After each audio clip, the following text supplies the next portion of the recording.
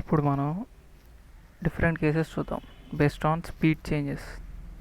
కొంత దూరం ఒక కారులో కొంత స్పీడ్ తోటి ఇంకొంత దూరం అదే కారులో ఇంకొంత స్పీడ్ తోటి పోతే దానికి వచ్చే స్పీడ్ ఎలా ఉంటుంది, ఆ స్పీడ్ని ఏమంటారు? దాన్ని ఏమంటారంటే యావరేజ్ స్పీడ్ అంటారు. ఇప్పుడు మనం డిఫరెంట్ కేసెస్ చూద్దాం. దీంట్లో ఫస్ట్ కేసు ఏంటంటే కేస్ 1 చూద్దాం ఫస్ట్.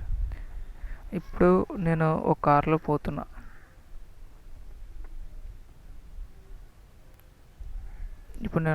పోతున్నా. ఆ కార్లో డిస్టెన్స్ డి అనే డిస్టెన్స్ ఏమో S1 స్పీడ్ తోటి, ఇంకో డి అనే డిస్టెన్స్ ఏమో S2 స్పీడ్ తోటి మూవ్ ఆన్ అయితే టోటల్ టైం ఎంత అంటే tea.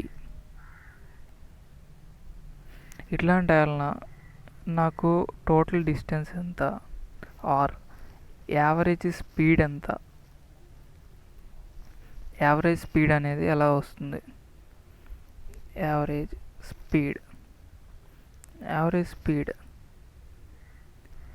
AS is equals to 2 పార్ట్సే కదా, 1/S1 ప్లస్ 1/S2. సో ఇది ఇంకా సింప్లిఫై చేస్తే AS is equals to 2S1 S2 by S1 plus S2 అవుతుంది. సో ఈ కేసులో నేను కార్ తోటి కొంత దూరం ఏమో S1 స్పీడ్ తోటి ఇంకొంత దూరం ఏమో S2 స్పీడ్ తోటి ట్రావెల్ చేసా టోటల్ ఇంత టైంలో. So what is the distance covered? Total distance ఎంత కవర్ అయింది అనేది ఎలా వస్తుంది? టోటల్ డిస్టెన్స్ని నేను డి అనుకుంటే అది ఏమవుతుందంటే యావరేజ్ స్పీడ్ ఇంటూ టైం అవుతుంది. యావరేజ్ స్పీడ్ ఏంటిది నాకు? 2S1 S2 by S1 plus S2 into time ఎంత?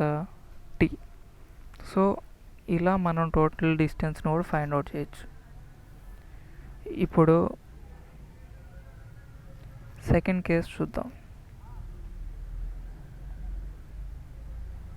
ఈ కేసెస్ అనేవి కొంచెం ఇంపార్టెంట్ అండ్ ఇంట్రెస్టింగ్గా ఉంటాయి, జాగ్రత్తగా వినండి.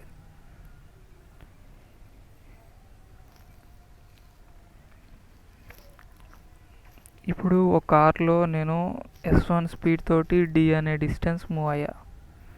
ఆఫ్టర్ దట్ S2 స్పీడ్ తోటి ఇంకో డి డిస్టెన్స్ మూవ్ అయ్యా. అదే కార్లో నేను స్పీడ్ని చేంజ్ చేసి ఇంకో డి డిస్టెన్స్ మూవ్ అయ్యా S3 స్పీడ్ తోటి.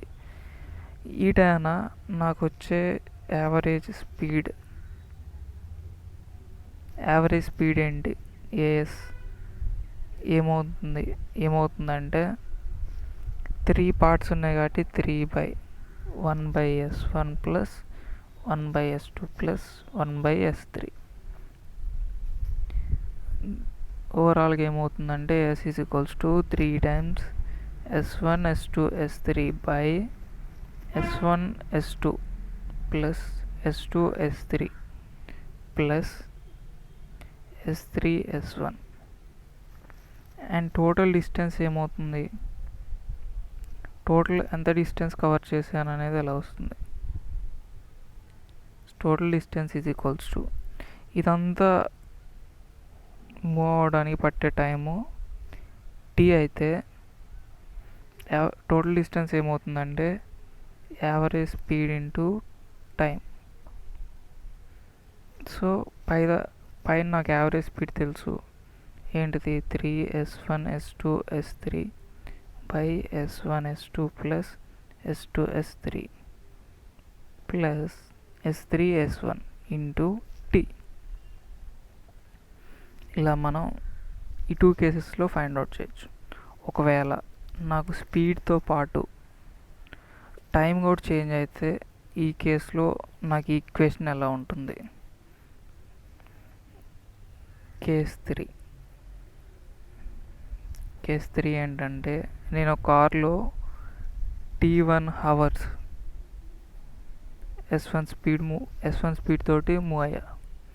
అండ్ నెక్స్ట్ T2 అవర్స్ ఏమో S2 స్పీడ్ తోటి మూవ్ అయ్యా. ఇన్ దిస్ కేస్ నాకు యావరేజ్ స్పీడ్ ఏమవుతుంది, యావరేజ్ స్పీడ్ ఏమవుతుందంటే AS that is equals to total distance by total time. Average speed is equals to total distance ఏమవుతుందంటే S1 T1 అంతే కదండి. ఇక్కడ నుంచి ఇక్కడ దాకా ఇండివిజువల్ డిస్టెన్స్ ఎంత, S1 T1. ఎందుకని speed is equals to distance by time. So distance is equals to speed into time కదా.